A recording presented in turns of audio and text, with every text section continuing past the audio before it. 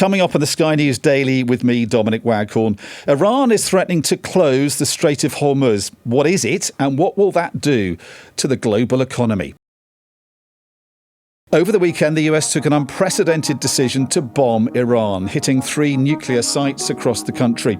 It's increased fears of a wider, unpredictable conflict across the Middle East, and the world is bracing itself for what Iran will do next. So how could they retaliate? Iran's parliament has approved a measure to close the Strait of Hormuz, a major global trade route. So why is this strait so important? This is Sky News data and economics editor Ed Conway. Ed, I think for as long as you and I have been journalists, people like us have been gaming out what would happen. If one of the great what-ifs of our time, would Israel attack Iran, actually did happen. I think crucial to that has been the possibility of the Strait of Hormuz being shut down. So tell us about why is it so important? Why is this preoccupying minds at the moment? For as long as I've been a journalist, it's been one of those clever things you can say if you're at a dinner party and in more peaceful times, and you say to someone, well, the thing to watch out for, the thing to really worry about is if something happens to the Strait of Hormuz. The Strait of Hormuz is this kind of relatively narrow bit of sea that is the entrance way and the exit way for the Gulf. So essentially all of the shipping going in and out of the Gulf, so towards Saudi Arabia, Qatar, the UAE, all of these countries, and indeed Iran, has to pass through this relatively narrow point between Iran and I think Oman on the other side. And as such, it is a pinch point, within geography. And there's only a few of these places around the world where so much shipping needs to pass in order for all of the basic stuff that we depend on in our lives to actually kind of get from A to B. There is so much of the world's oil, about a fifth of the world's oil goes through the Straits of Hormuz on a kind of daily basis. You've got tankers going in and out of there, pretty much everything from Saudi, just because that's kind of where the oil fields are on Saudi, so they're in the east of the country rather than the west of the country. Same thing for a lot of liquefied natural gas that comes out of Qatar, same thing for all of Iran's oil. So if they close the straits, in other words, they basically prevent shipping from going in and out, which is what people are talking about here, then essentially you're cutting off a massive amount of global energy supply and other things also like fertilizers, because a lot of fertilizer comes from Iran. And it would be disastrous. Like it would be seriously economically cataclysmic if that were to happen. But it hasn't happened so far. And it has never in recent living memory ever happened. And Iran has threatened it quite a few times in previous conflagrations, but they've never actually done it. So it's still a threat, but one that hasn't yet crystallised. And I have to stress, I guess, that the Iranian parliament is not like the British parliament. Whatever it decides is not that consequential. It's more of a rubber stamping institution. But just to go back over that debate that's run on for years, as you say, those who said at dinner parties, that's the thing to watch.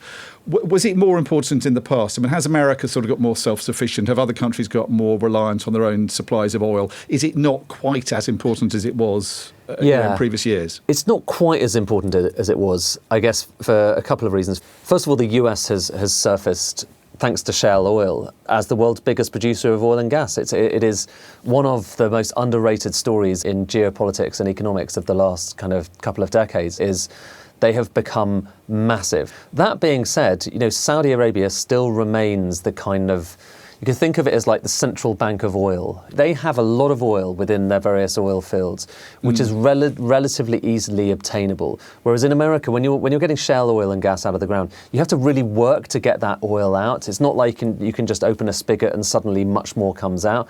Now, that's not necessarily completely the case in Saudi. So the strait still matters. And even though we like to think that we've kind of transcended all of this stuff, we kind of think here we are in 2025 and oil doesn't matter as much as it used to, coal doesn't matter as much as it used to. Well, yeah, it's true that increasingly more of our energy is coming from renewable sources like, solar and wind and a few other things besides. But oil is still the bedrock, It's still the bedrock to how we get from A to B. And if it were to get closed, it would be kind of disastrous. And I think the striking thing, it might well be that markets, investors out there are being overly complacent about this because we are in a scary moment, aren't we, at the moment? But still, They don't seem to think it's going to happen right now. But blimey, if it did, we would all notice it. The Iranians have been developing a capability to do exactly what we're talking about, to shut down the Strait of Hormuz. They have high-speed boats, they've got waterborne drones, they've got all kinds of missiles. They could shut it down fairly quickly, and they've certainly contingency planned to do so. So let's just say, we leave the studio now and they put that into action today. What do we see in terms of markets, global reactions? What's going to happen immediately, today and then further down the line? The oil price would shoot through the roof because suddenly that's a lot of your oil supply. I mean, Saudi, like I say, most of Saudi's supply couldn't get out there into the world, and that's enormously important for everyone. We take Saudi oil here in the UK, particularly given the fact that we're not taking Russian oil anymore. You would see that having implications on broader economic metrics, so people would just get scared and they would be kind of selling off as a result of this. Because for all the talk about World War III, what we haven't yet seen is an instant economic impact of all of this fear. It would be very painful essentially for everyone, and we've learned, haven't we, in the last kind of 2-3 years with what happened in Ukraine. What happens when energy prices suddenly spike? Everything else goes up in price, and this would be another one of those occasions, because we get a lot of our natural gas, for instance, from Qatar. That can't go through the Straits anymore as well.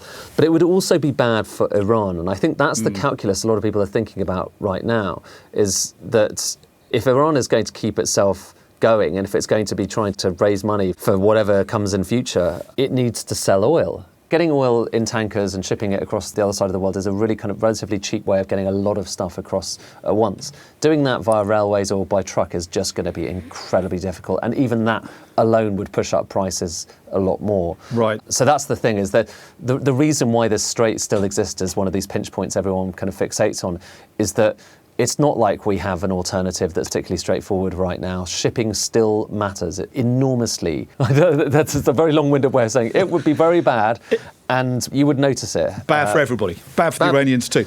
Bad for the very Iranians as well, yeah, exactly. I mean, there is, as you say, there is that. Can I give you, by the way, Dominic, here's my quiz question, okay?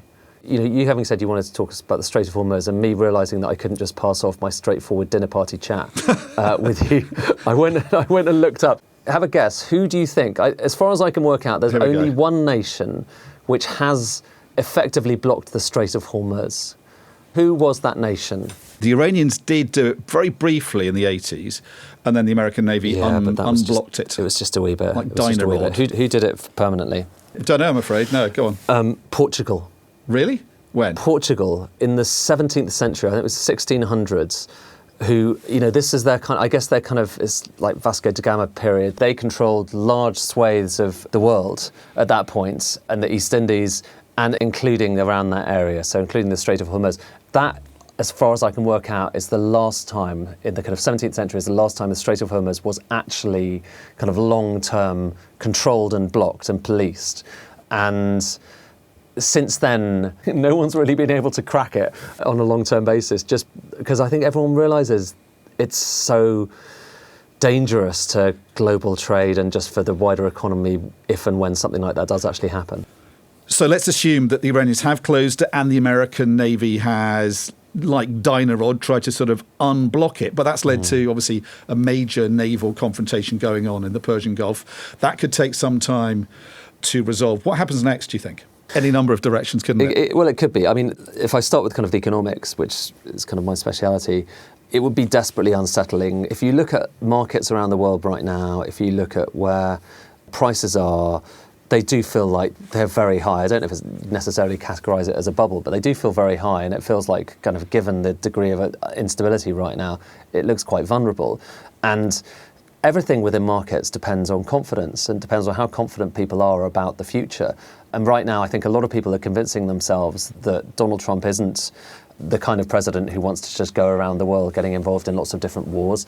He's a president that's very pro-growth, so notwithstanding the fact that he's waging a trade war at the moment, then he eventually will want to see the stock market go up. A lot of that stuff just kind of implodes if suddenly America is entangled in something, and this would be an entangling if you're kind of sending ships into to the Gulf for a long time. And it would be very, very bad indeed. And I think there's a reason why everyone has stepped back from actually doing this, including the Iranians, despite threatening it and despite getting very close to it and despite kind of having mine chips out. There's a reason why everyone has stepped back from the precipice on this, because of all of the different pinch points around the world, it's quite hard to think of any that are quite as severe as this one. And this crisis in the Strait of Hormuz, it wouldn't need to last very long then, would it, to start doing, I guess, almost irreversible damage economically? No, I mean, if you take a step back and think about what is it that has helped contribute to the fact that stuff is, generally speaking, been getting cheaper over the years. I mean, maybe not in the last few years, given the cost of living crisis, but, you know, you're able to buy stuff from China very cheaply in a way that you couldn't do before.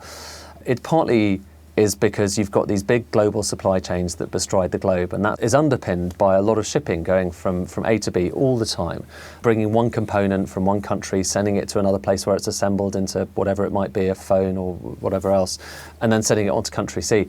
And if you're kind of messing with that, then it means everything starts getting more expensive. It's often, you know, a gradual process, but it means things get more expensive.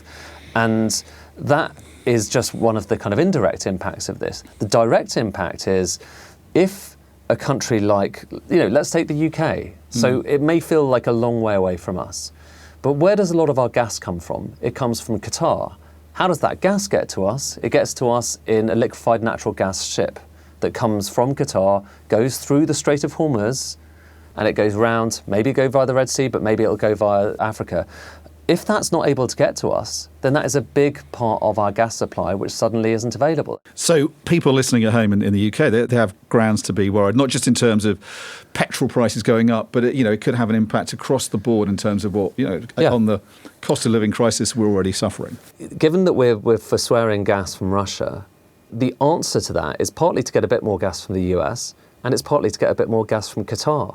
Qatar is part of our answer for how we are going to keep our homes warm in the future and keep those power stations going, the gas-fired power stations that provide most of the power. And if that goes, that's disastrous. So basically the solution to one crisis is making us even more vulnerable in another part of the world, which could also have an immediate effect on us, should this actually happen. You know, what this reminds you of is, first, the interconnected nature, of the world. Second, that a lot of the places that we depend on are either a bit unstable or quite close to places that are unstable. So we depend on these places. They feel like they're far away. It feels like when there are problems over there that it may not affect us directly. But in this case, it really does affect us. And it affects us much more directly because, as you say, because of what's happened over the last 3 or 4 years. So this is a terrifying prospect. And for that reason, we assume that all kinds of countries are saying to the Iranians, probably even the Americans through back channels, do not do this. But the Chinese, of course, Iran's big allies, will be saying this as well. They buy more oil from Iran than any other nation. Of all the countries this could affect, who will be the worst affected? And how worried do you think China will be by the prospect of this possibly happening? I think China will be very worried. They still depend on Iran and Saudi. They depend on Saudi as well for a lot of oil. They are very sensitive to the fact that that's a part of their economy that they really can't control. And if you think about China, you know this, having been there, the idea of not being able to control parts of the supply chain is something that they do get kind of very nervous about. And they've been trying gradually to turn their economy to one which is less dependent on imported oil from the Gulf. That's why there's lots more electric cars in China than in most countries around the world. That's why they're still burning lots of coal. It's because they want to kind of steer their economy away from oil. So I think China is very sensitive to this, and I imagine whether their back channels or just openly will be kind of appealing to everyone not to be doing this. Don't press the button. But the rest of us are affected by it as well, just because, like I say, there is no country in the world that doesn't depend directly or indirectly on fossil fuels. And what you're doing if you're shutting off that strait is shutting off one of the most important supply chains for those fuels that keep most countries around the world depend on them. I mean, it has to be said, you can't imagine the Iranians are feeling particularly generous to anybody at the moment, can you? Because they must be feeling incredibly lonely and isolated and completely abandoned by their allies. The Chinese and the Russians have said a few things, but they've hardly done anything they've done nothing to stop this happening or get any worse. Yeah, I think the longer it goes on for, the more of a chilling effect it will have, and the more people will think about, well, how can we readjust ourselves? Think about it. If you're in boardrooms around this country and elsewhere, people will be saying to themselves, okay, this looks scary. How do we protect ourselves from it? There are no kind of, switches that you can suddenly flick that mean that you are protected from this. And to some extent, the way we have run the global economy in the last kind of 20, 30 years has doubled down on this stuff rather than actually making it more safe. We go for just-in-time delivery, so you're dependent on that ship getting there in time. We go for kind of, concentrating a lot of your imports from a particular company because it turns out they make it much more cheaply than everyone else. But if something goes wrong with any of those links, those chains, then you're in big trouble. Yes, it's made things cheaper in the short run, but in the long run, your vulnerability to something going wrong is greater. And so far, I'm sure people will be having this conversation, but of all of the things out there in the global economy, this is probably one of the harder things to try to protect yourself from or adjust away from, because it's just like, it's the stuff of economic life is oil and gas. And so if you can't get it, then that's pretty disastrous. Thank you, Ed. That's it for today. We'll be back again tomorrow.